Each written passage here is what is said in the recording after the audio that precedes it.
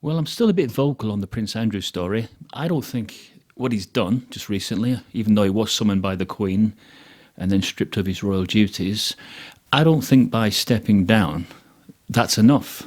And I'm pretty sure that if you'd been abused, you would want much more closure than that, and you'd want some kind of justice for everything that you've gone through. So I don't think that that's enough. But I just now want to turn my attention to Prince Andrew the man, because I believe that his behaviour throughout this is that of a sociopath. He didn't feel any pain or anything, did he, until it affected him. And now I believe that because the charities have withdrawn their funds and they want his name dropped, I believe he's feeling the pain. And he's feeling the pain, obviously, because of the hurt that he's caused his mother, the Queen, and all the royal family. But his behaviour up to that point was purely selfish. It was purely damage limitation and to protect his interest. And he never, ever showed a side of him that was true empathy. The empathy of being able to put himself in the exact situation of what those girls were in. He wasn't even able to do that. And his ex-partner, when she tweeted that Andrew was a giant of a man, I mean, she didn't even want to know about what the girls had gone through either. If she thought for 1 minute that those girls were telling the absolute truth, she wouldn't have made such a ridiculous tweet as that on Twitter. How foolish will she feel now for saying what a giant of a man he is? And yet, as we know, the bigger you are, or the higher you are in life, the greater the fall. And so this has happened to a world elite. But there are many elites. I mean, there are higher, much more higher elites than the royals. But these are the global elites. These are the ones that are effectively the ones that you really do have to worry about. So he's not going to get his allowance. I think he would probably get about 275,000 from the Queen immediately, but then he gets all his houses, he gets everything else, and he gets his protection that he's been... You have to have protection as a royal. If you didn't, then you'd be an easy target. So will that continue? Because he is still a target. He's still a member of the royal family, admittedly, just disgraced at this point. But this can't be the end of the matter, because this is just not acceptable.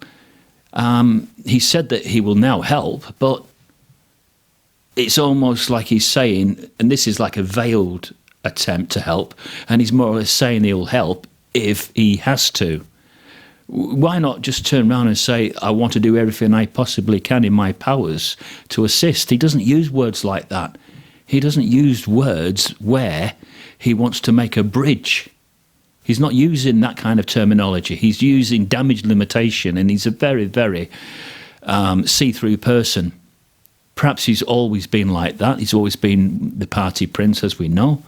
And in the 80s, you could get away with treating people the way that he's recently treated those girls. And who's to say that he's not done this on hundreds of occasions? This is just what we know about now. We don't really know what's happened, do we, after he divorced from Sarah Ferguson. You know, he may have gone on the rampant... he may have led a life of, well... I won't go into it too much at this stage because we can't prove it. But I want to get back to this sociopath personality, which I believe he has. We know exactly what a sociopath is, don't we? We're all familiar with the fact that they feel nothing at all unless it affects them as a person, and then they feel some pain. But that pain that they feel is for themselves and not for the other person. So that's really what a classic sociopath is. And we have many examples of killers throughout history who have demonstrated that quality.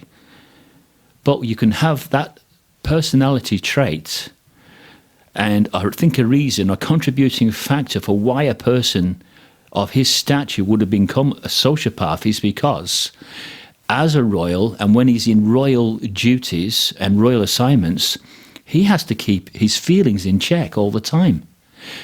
he can't be seen to be demonstrative and to show all these quite normal personality traits that we all have. And so I believe that when he was befriended, I believe that Andrew felt as if he could just let his hair down, so to speak, and he could just be what he wanted to be, away from, the public duties and responsibilities of being the Queen's second son. And so I think he was naive in the aspect that somebody conniving and somebody that had an underground reason for befriending him, and Andrew wasn't able to pick up on that at that time. I believe that Andrew liked also not just to have that friendship with somebody that was, on the edge, and I think he liked the danger of it all. He wanted to be in his circle. He was an exciting fella. That's what everybody keeps saying. Epstein was he was a magnetic personality, and he drew everybody in. And I believe that Andrew liked that idea of having a friend that was so dangerous, so razor sharp in a lot of ways, and so different from his normal royal life, which really is humdrum and boring.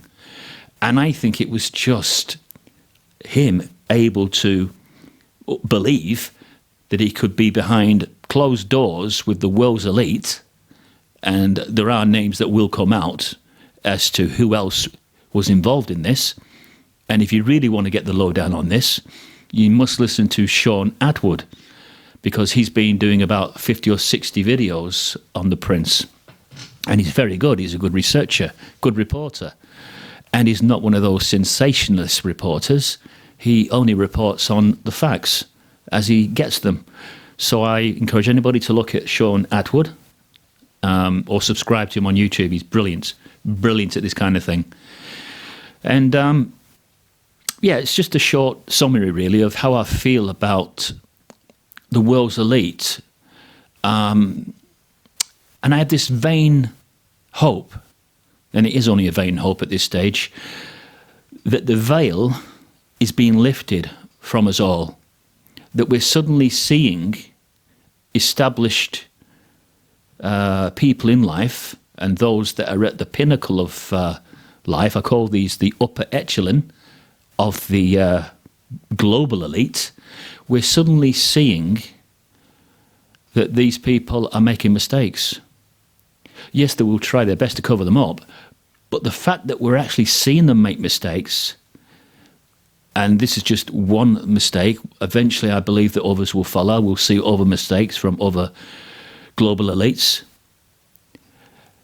And that will now bring me to a new point, that what really separates the global elites from the peasants? I'm sorry to refer to us as peasants, but I think for the sake of putting this point across, it's easier to.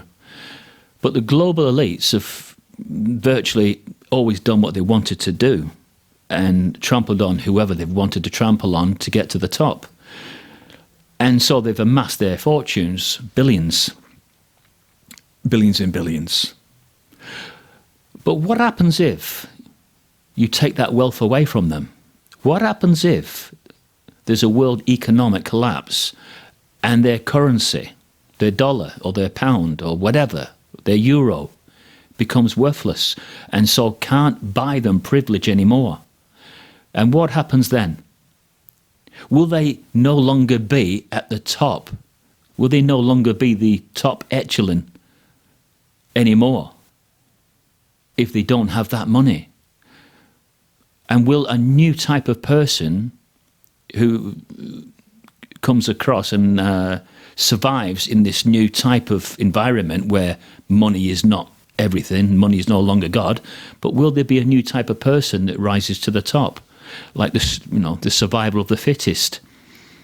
Because the prepping organisations in the world, Preppers UK, Preppers United States, have been predicting for some time now that this is where it's going, that there is going to be a collapse at the top level and that currency the world over will be rendered worthless. I don't know what you think about that, people. I don't know if you've got an opinion about that, but that's an interesting fact, that really it is only the having of money that separates us. But you take away that wealth, and then it will be every man, woman and child for themselves. And that is a startling fact to consider if that is where it's going.